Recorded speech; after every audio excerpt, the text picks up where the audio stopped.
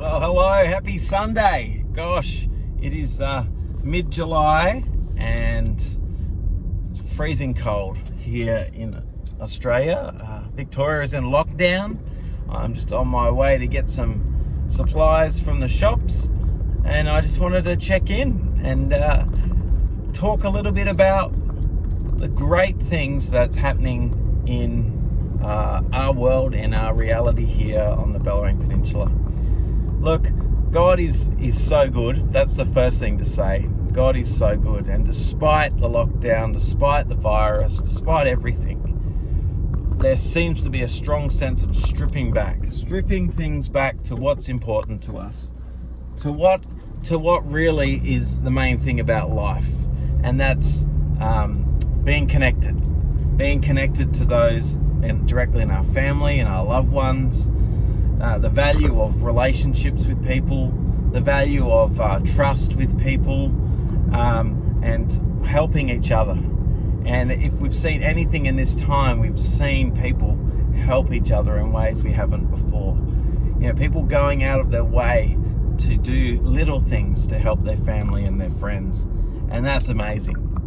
What we're seeing in this time is people are actually learning to listen to God. They're getting a sense that they need to do something. There's a sense that they need to help someone, and as they're following that nudge, as they're following that lead, as they're learning to listen to God's voice in their life, they're actually growing in their faith. People are actually going, you know what, I can sense that God is doing this. But as well as this, we are being made aware of a grand cosmic plan that God is involved in. And that plan is to restore the world, is to restore Australia. And what we're noticing here on the Bellarine Peninsula, just from disciple making, just from following Luke 10, is that God has sent us the people of peace. You know, seekers of peace that it talks about in Luke chapter 10. We've been praying every day at 10:02 for the last 10 years that God will raise up workers. God will raise up people out of darkness into light. God will raise up people to discover their destiny and their purpose.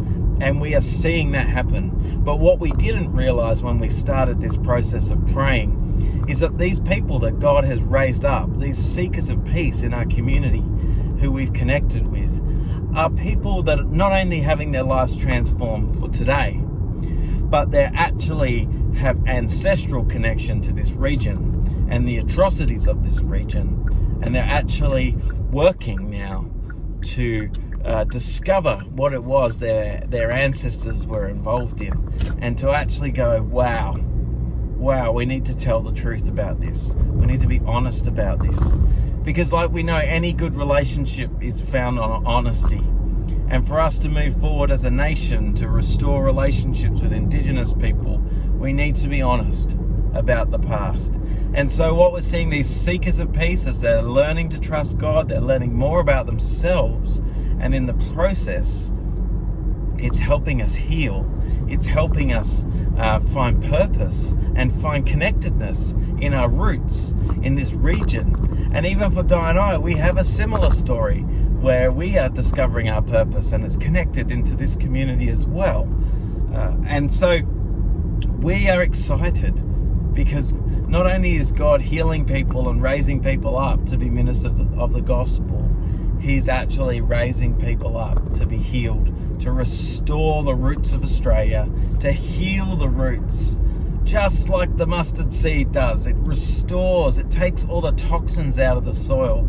The kingdom of God is restoring our community.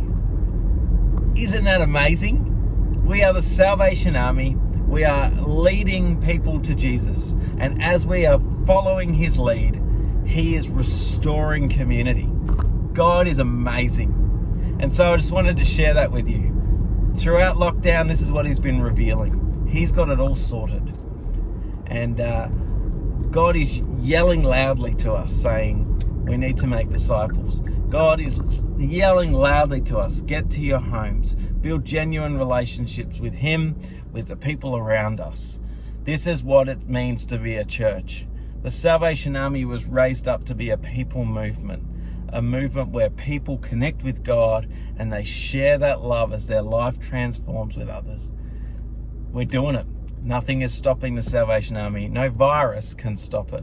Actually, we hope that this goes viral, and then we hope that the love of Jesus goes viral, and that as people start to pray for others, that they too will become part of this mission. Not our mission, God's mission. God's mission is far greater than our mission. We need to empower people to connect into God's mission and let Him transform people's lives. And so whatever you're doing today, say, God, I want to be part of this. I want to be part of God's mission. Ask Him today. Say, God, I want you to have my life, and what can I do? What can I hand over to you today for you to use?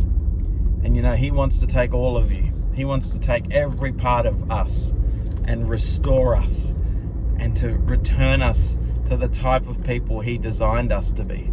Beautiful, loving human beings who are just like Jesus.